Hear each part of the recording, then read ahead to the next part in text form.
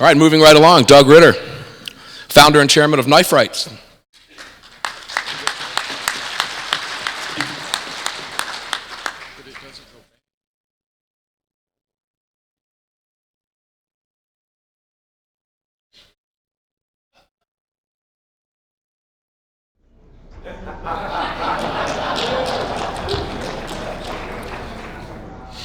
Hi, my name is Doug.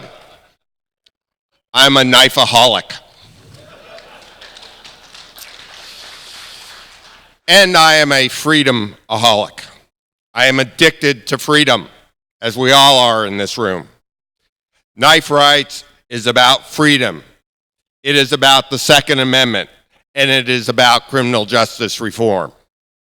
We are dedicated to the principle that no inanimate object, even an inanimate object with a sharp edge and a point, ever commits a crime.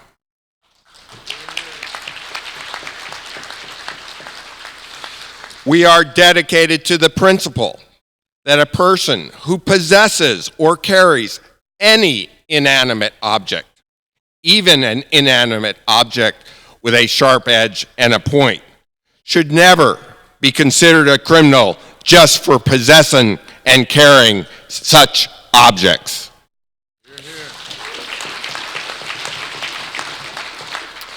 And I will remind you, as I do every year, that the Second Amendment doesn't say firearms.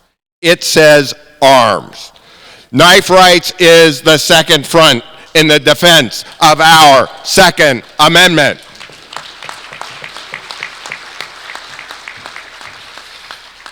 Does anyone here remember what knives matter? All knives matter. This has been a momentous year for Knife Rights. After 9 years of effort, 8 years of federal litigation in the infamous Second Circuit, 6 years of legislative effort, we finally backed New York Governor Andrew Cuomo into a corner and ended, for all practical purposes, the arrest, jailing, and prosecution of as many as 5,000 law-abiding citizens carrying common pocket knives in New York City.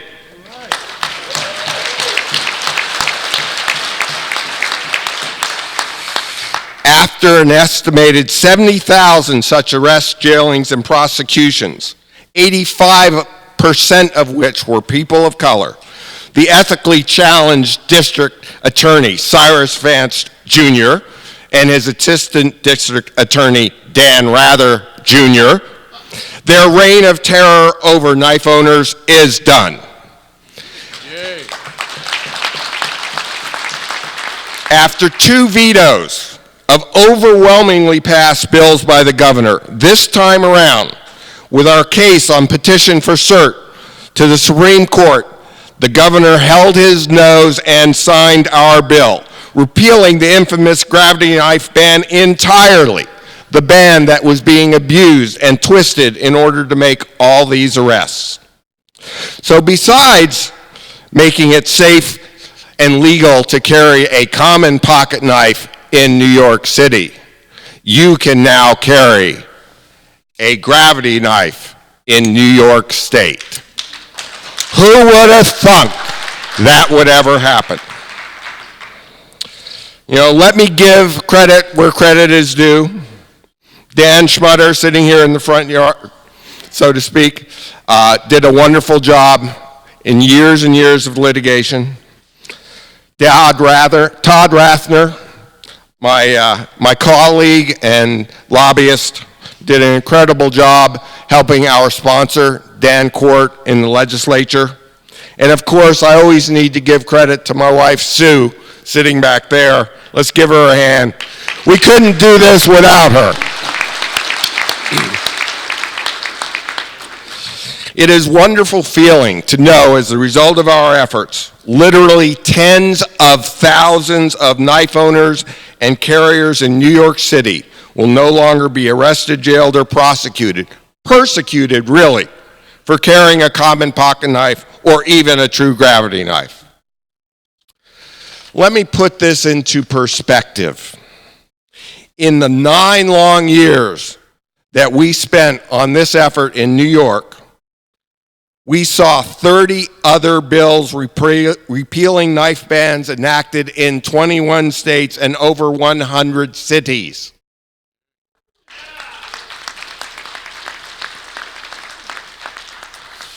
I'm also pleased to report this year we finished off our multi-year effort in Montana by repealing their ban on switchblades and passing knife law preemption, the 15th and 11th state respectively, where we have accomplished that. It was a pleasure to award Democratic Governor Steve Bullock with his own inscribed automatic knife at the signing ceremony. And indeed, we have reports he was enjoying it so much, going around the office, opening it and closing it, that his chief of staff wasn't happy because work wasn't getting done. And that's okay. In Congress, Knife Rights is actively opposing Senate Bill S.542, the so-called Interstate Transport Act, sponsored by retiring Senator Enzi with Democratic Senator Wyden, because it is all show and no go. In order to get the widespread Democratic support, they insisted that knives be removed from the title. They pretty much neutered the bill, removing a civil right of action, making it mostly useless where it's needed the most. You have to ask yourself, if Schumer and Feinstein and the other Dems support passage of this bill, how bad is it? And it is bad. It is bad because they support this bill, because they oppose efforts to fix the seriously flawed Firearms Owners Protection Act by adding a right of action. They are trying to hotline the ITA, but so far we have succeeded in stopping it. But we need more senators to oppose the ITA. It's a very dangerous bill, not just for knife owners, but for gun owners as well. We can't let the Senate set the precedent that not fixing the problem with FOPA is okay.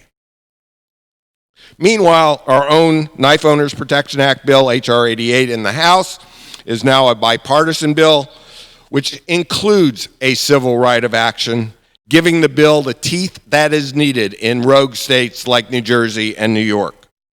COPA also, I'm pleased to say, repeals the infamous 1958 Federal Switchblade Act.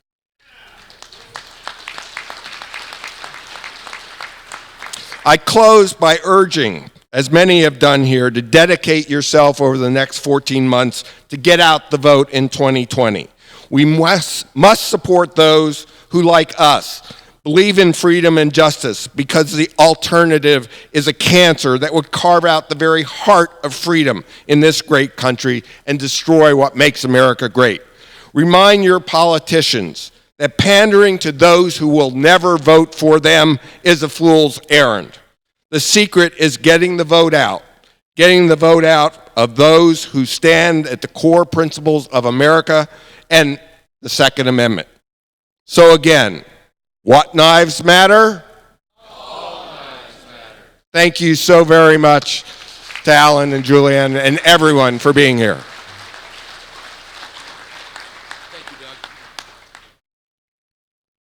Joe Waldron, legislator.